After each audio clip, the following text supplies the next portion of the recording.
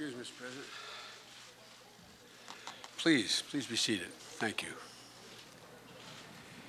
Before I begin today, let me say to the families of the innocents who were murdered 33 days ago, our heart goes out to you. And you show incredible courage being here. And the President and I are going to do everything in our power to honor the memory of your children and your wives with the work we take up here today. It's been 33 days since the nation's heart was broken by the horrific, senseless violence that took place at Sandy Hook Elementary School. 20 beautiful first graders gunned down in a place that's supposed to be their second sanctuary. Six members of the staff killed trying to save those children. It's literally been hard for the nation to comprehend, hard for the nation to fathom. And I know for the families who are here, the time is not measured in days, but it's measured in minutes, in seconds, since you received that news. Another minute without your daughter, another minute without your son, another minute without your wife, another minute without your mom. I want to personally thank Chris and Lynn McDonald, who lost a beautiful daughter, Grace, and the other parents who I had a chance to speak to for their suggestions and for, again, just for the courage of all of you to be here today. I admire the grace and the resolve that you all are showing. And I must say, I've been deeply affected by your faith as well. And the President and I are going to do everything to try to match the resolve you've demonstrated. No one can know for certain if this senseless act could have been prevented, but we all know we have a moral obligation to do everything in our power to diminish the prospect that something like this could happen again. As the President knows, I've worked in this field a long time in the United States Senate, having chaired a committee that had jurisdiction over these issues of guns and crime, and having drafted the first gun violence legislation, the last gun violence, I should say. And I have no illusions about what we're up against, or how hard the task is in front of us. But I also have never seen the nation's conscience so shaken by what happened at Sandy Hook. The world has changed, and it's demanding action. It's in this context that the President asked me to put together, along with cabinet members, a set of recommendations about how we should proceed to meet that moral obligation we have. And toward that end, the cabinet members and I sat down with 229 groups, not just individuals, representing groups, 229 groups, from law enforcement agencies to public health officials to gun advocacy groups to sportsmen and hunters and religious leaders. And I've spoken with members of Congress on both sides of the aisle, had extensive conversation with mayors and governors and county officials. And the recommendations we provided to the President on Monday call for executive actions he could sign, legislation he could call for, and long-term research that should be undertaken. They're based on the emerging consensus we heard from all the groups with whom we spoke, including some of you who were the victims of this god-awful occurrence. Ways to keep guns out of the wrong hands, as well as ways to take comprehensive action to prevent violence in the first place.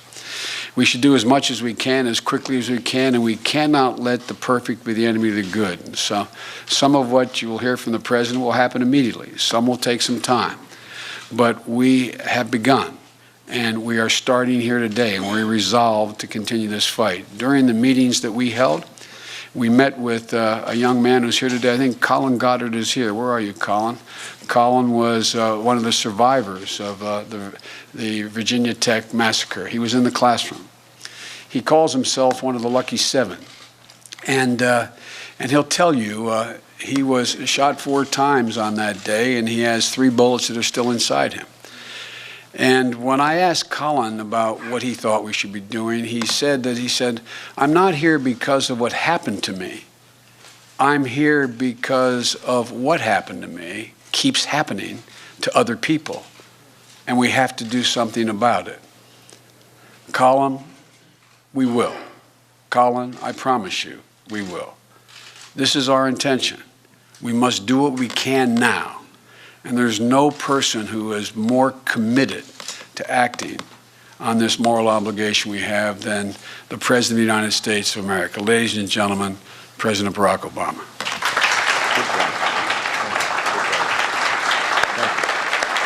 Thank you. Thank you. Thank you so much. Thank you, everybody. Please have a seat. Good afternoon, everybody. Let me begin by thanking our Vice President, Joe Biden, for your dedication, Joe, to this issue, for bringing so many different voices to the table, because while reducing gun violence is a complicated challenge, protecting our children from harm shouldn't be a divisive one. Over the month since the tragedy in Newtown, we've heard from so many, and obviously none have affected us more than the families of those gorgeous children and their teachers and guardians who were lost. And so we're grateful to all of you for taking the time to be here and recognizing that we honor their memories, in part by doing everything we can to prevent this from happening again. But we also heard from some unexpected people. In particular, I started getting a lot of letters from kids. 4 of them are here today: Grant Fritz, Julia Stokes, Hina Ziha, and Tasia Good. They're pretty representative of some of the messages that I got. These are some pretty smart letters from some pretty smart young people. Hina, a 3rd grader. You can go ahead and wave, Hina. That's you. Hina wrote, "I feel terrible for the parents who lost their children.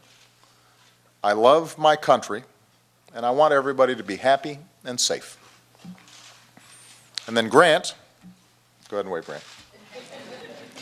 Grant said, "I think there should be some changes. We should learn from what happened at Sandy Hook. I feel really bad." And then Julia said, Julia, where are you? There you go. "I'm not scared for my safety, I'm scared for others. I have 4 brothers and sisters, and I know I would not be able to bear the thought of losing any of them." And these are our kids. This is what they're thinking about. And so what we should be thinking about is our responsibility to care for them and shield them from harm and give them the tools they need to grow up and do everything that they're capable of doing, not just to pursue their own dreams, but to help build this country. This is our first task as a society, keeping our children safe. This is how we will be judged. And their voices should compel us to change. And that's why last month I asked Joe to lead an effort, along with members of my cabinet, to come up with some concrete steps we can take right now to keep our children safe, to help prevent mass shootings, to reduce the broader epidemic of gun violence in this country. And we can't put this off any longer. Just last Thursday, as TV networks were covering one of Joe's meetings on this topic, news broke of another school shooting, this one in California. In the month since 20 precious children and 6 brave adults were violently taken from us at Sandy Hook Elementary, more than 900 of our fellow Americans have reportedly died at the end of a gun. 900 in the past month. And every day we wait, that number will keep growing. So I'm putting forward a specific set of proposals based on the work of Joe's task force. And in the days ahead, I intend to use whatever weight this office holds to make them a reality. Because while there is no law or set of laws that can prevent every senseless act of violence completely, no piece of legislation that will prevent every tragedy, every act of evil, if there is even one thing we can do to reduce this violence, if there's even one life that can be saved, then we've got an obligation to try. And I'm going to do my part. As soon as I'm finished speaking here, I will sit at that desk and I will sign a directive giving law enforcement, schools, mental health professionals, and the public health community some of the tools they need to help reduce gun violence. We will make it easier to keep guns out of the hands of criminals by strengthening the background check system. We will help schools hire more resource officers if they want them, and develop emergency preparedness plans. We will make sure mental health professionals know their options for reporting threats of violence, even as we acknowledge that someone with a mental illness is far more likely to be a victim of violent crime than the perpetrator. And while year after year, those who oppose even modest gun safety measures have threatened to defund scientific or medical research into the causes of gun violence, I will direct the Centers for Disease Control to go ahead and study the best ways to reduce it. And Congress should fund research into the effects that violent video games have on young minds. We don't benefit from ignorance. We don't benefit from not knowing the science of this epidemic of violence. Now, these are a few of the 23 executive actions that I'm announcing today. But as important as these steps are, they are in no way a substitute for action from members of Congress. To make a real and lasting difference, Congress too must act. And Congress must act soon.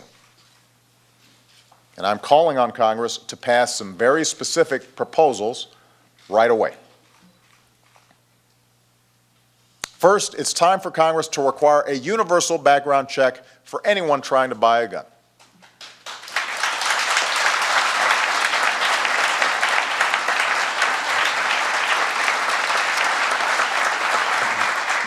The law already requires licensed gun dealers to run background checks, and over the last 14 years, that's kept 1.5 million of the wrong people from getting their hands on a gun.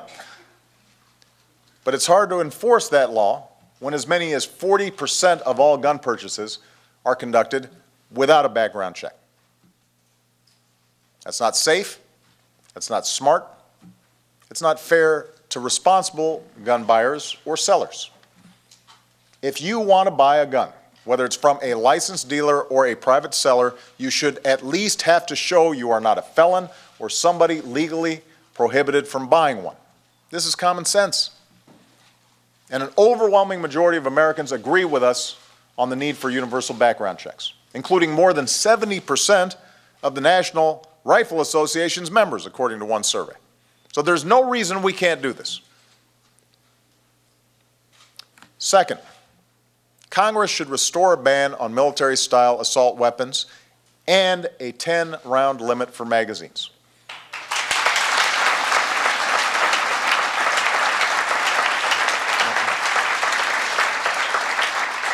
The type of assault rifle used in Aurora, for example, when paired with high-capacity magazines, has one purpose: to pump out as many bullets as possible, as quickly as possible, to do as much damage, using bullets often designed to inflict maximum damage. And that's what allowed the gunman in Aurora to shoot 70 people. 70 people, killing 12 in a matter of minutes. Weapons designed for the theater of war have no place in a movie theater. A majority of Americans agree with us on this. And by the way, so did Ronald Reagan, one of the staunchest defenders of the Second Amendment, who wrote to Congress in 1994 urging them, this is Ronald Reagan speaking, urging them to listen to the American public and to the law enforcement community and support a ban on the further manufacture of military-style assault weapons.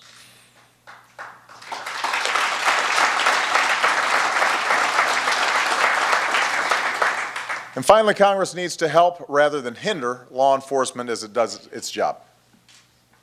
We should get tougher on people who buy guns with the express purpose of turning around and selling them to criminals.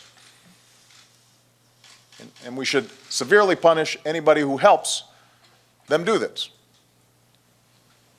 Since Congress hasn't confirmed a director of the Bureau of Alcohol, Tobacco, and Firearms in 6 years, they should confirm Todd Jones, who has been acting, and I will be nominating for the post.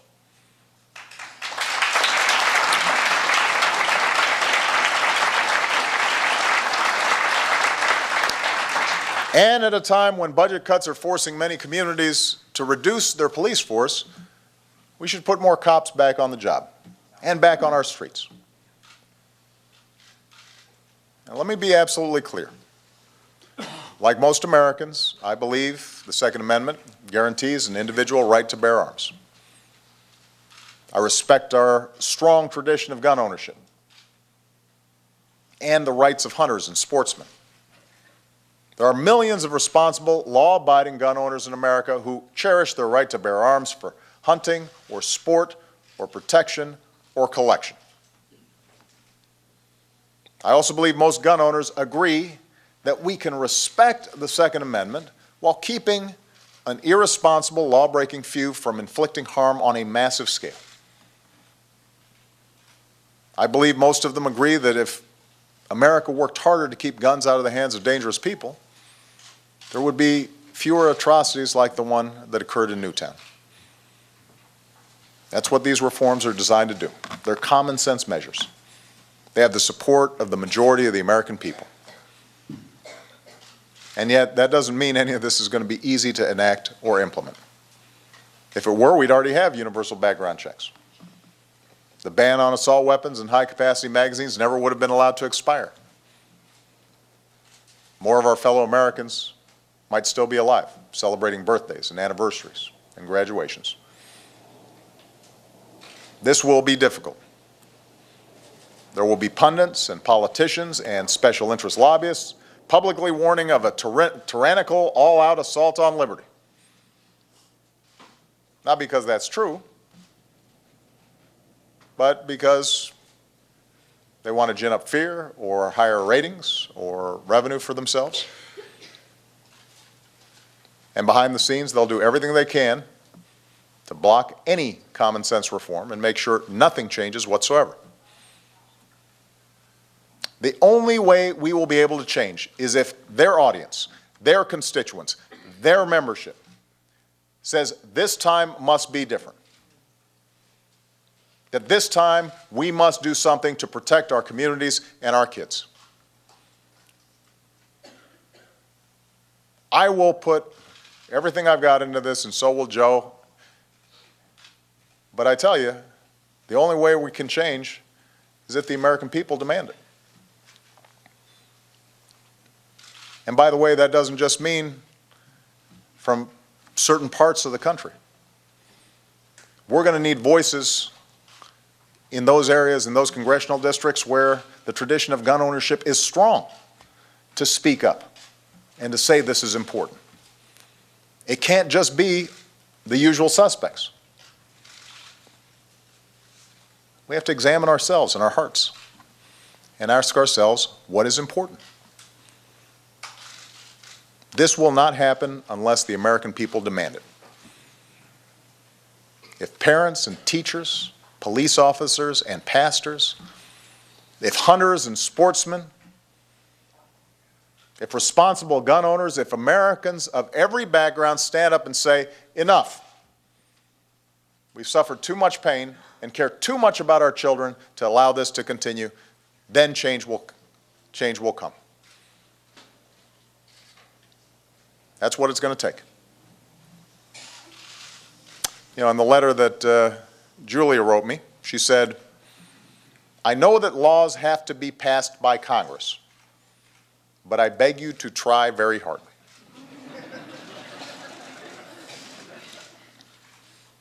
Julia, I will try very hard. But she's right. The most important changes we can make depend on congressional action. They need to bring these proposals up for a vote, and the American people need to make sure that they do. Get them on record. Ask your member of Congress if they support universal background checks to keep guns out of the wrong hands. Ask them if they support renewing a ban on military-style assault weapons and high-capacity magazines. And if they say no, ask them why not. Ask them what's more important. Doing whatever it takes to get a A grade from the gun lobby that funds their campaigns, or giving parents some peace of mind when they drop their child off for first grade.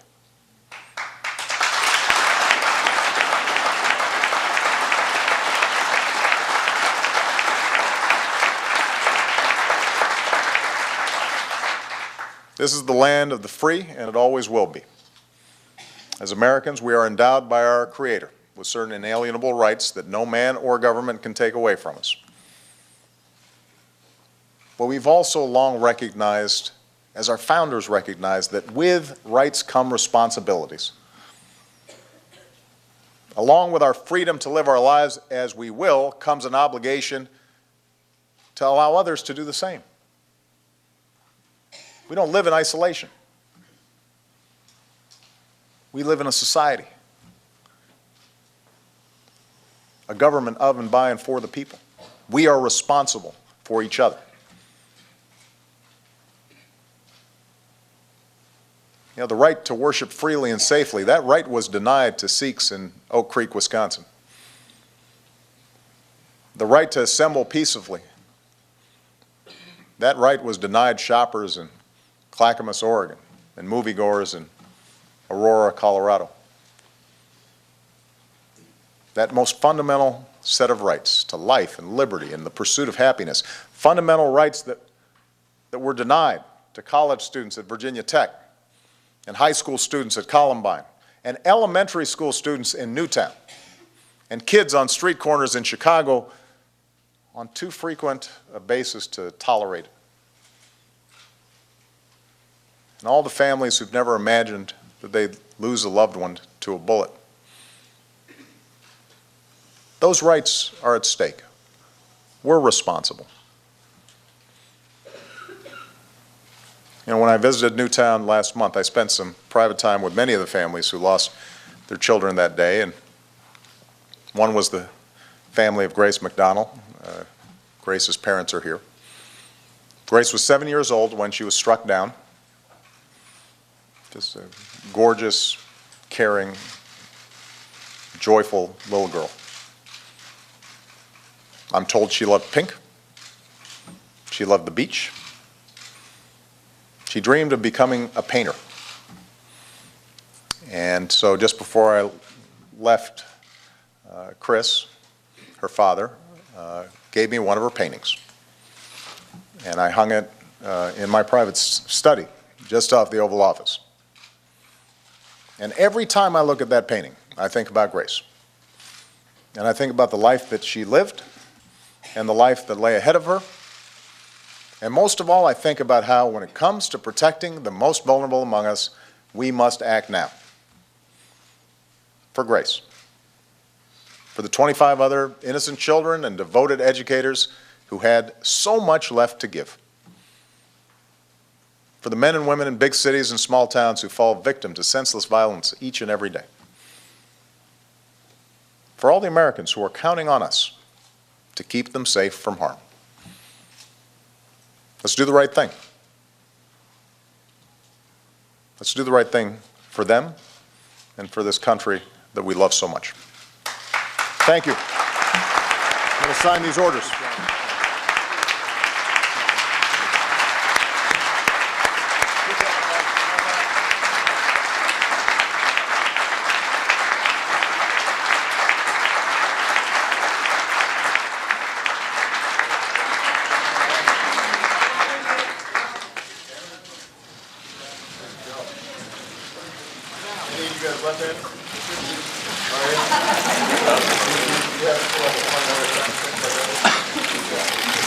you.